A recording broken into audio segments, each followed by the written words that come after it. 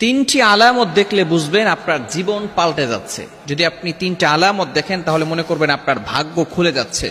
নবীজি সাল্লাল্লাহু আলাইহি ওয়াসাল্লাম কিছু নিশানা দিয়েছেন, কিছু চিহ্ন দিয়েছেন। অনেক সময় দেখা যাচ্ছে যে আমাদের অসহায় অবস্থা দূর হয় না, অভাবের জীবন কাটে না, অশান্তির জীবন আর কাটতে চায় না। তিনটি আলামত যদি আপনার লাইফে ঘটতে থাকে তাহলে মনে করবেন আপনার সুখের দিন চলে আসতেছে। মনে রাখবেন নবীজি সাল্লাল্লাহু আলাইহি ওয়াসাল্লাম কিন্তু প্রথমে মক্কায় ছিলেন, তিনি পরিপূর্ণভাবে ইসলাম প্রচার করতে পারেন নাই।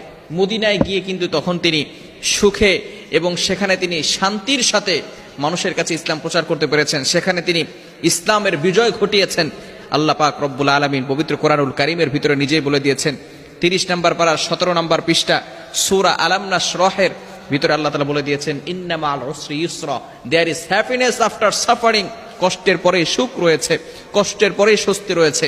সুতরাং তিনটি আলামত যদি আপনার ভিতরে দেখেন, নাম্বার 1, 1 নাম্বার হচ্ছে যদি আপনি দেখেন ফজরের নামাজের পূর্বে আপনার ঘুম ভেঙে যাচ্ছে। কিছু মানুষ রয়েছে ফজরের আজানের আগেই তাদের ঘুম ভেঙে যায়। যদি আপনিও দেখেন যে আপনার লাইফে ফজরের নামাজের আগেই আপনার ঘুম ভেঙে যাচ্ছে, মনে করবেন আল্লাহ তাআলা আপনাকে আপনার লাইফের ভিতরে সুখ শান্তির ব্যবস্থা, বরকত আপনার লাইফের ভিতরে ঢেলে রেখেছেন। ফজরের নামাজের পূর্বে ঘুম ভেঙে যাওয়া মানে আল্লাহ তাআলা আপনাকে, এই মুয়াজ্জিন 5 বেলা আজান দেয়, একটা সময় আছে আল্লাহ তাআলা নিজে বান্দাদেরকে ডাকতে থাকেন এবং বলতে থাকেন, আলা আমি মুস্তাগফিরিন ফাস্তাগফিরালা। বানিয়ে বলছি না, বুখারী শরীফের হাদিস রয়েছে, সহিহ বুখারীর ভিতরে রয়েছে। নবীজি সাল্লাল্লাহু আলাইহি ওয়াসাল্লাম জানিয়ে দিয়েছেন, যখন রাতের শেষ অংশ আসে আল্লাহ তাআলা প্রথম আসমানে এসে বান্দাদেরকে ডাকতে থাকেন। আল্লাহ তাআলা বান্দাদেরকে ডাকতে থাকেন আর বলতে থাকেন, কার কি লাগবে আমি আল্লাহর কাছে চাও। বান্দা অভাবে আছো, আমি আল্লাহর কাছে বলো, অভাব দূর করে দিব। বান্দা টেনশনে আছো, ডিপ্রেশনে আছো, সকল বিপদ আপদ থেকে আমি আল্লাহ তোমাকে হেফাজত করব। আল্লাহ পাক রব্বুল আলামিন বান্দাদেরকে ডাকতে থাকেন তাহাজ্জুদের একেবারে শেষ অংশে। এই শেষ সময়টা আল্লাহ পাক রব্বুল আলামিন বান্দাদেরকে ডাকেন। সুতরাং আপনার এই ফজরের নামাজের আগে যদি ঘুম ভেঙে যায়, মনে করবেন আল্লাহ পাক রব্বুল আলামিন আপনার জন্য সামনে ভালো কিছু রাখছেন।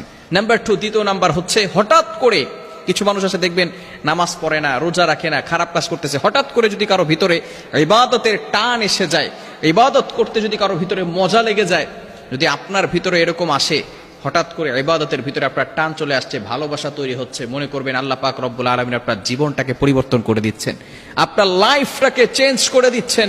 আল্লাহ তাআলা আপনার ঘরের ভিতরে সুখ শান্তির ব্যবস্থা করার প্ল্যান করছেন এবং আল্লাহ তাআলা আপনাকে এমন শান্তিময় একটা জীবন দান করবেন যেটা দেখে আপনি অবাক হয়ে যাবেন। মনে রাখবেন, আল্লাহ তাআলা যদি কাউকে দেন, দুনিয়ার কোনো মানুষ তাকে ক্ষতি করতে পারে না।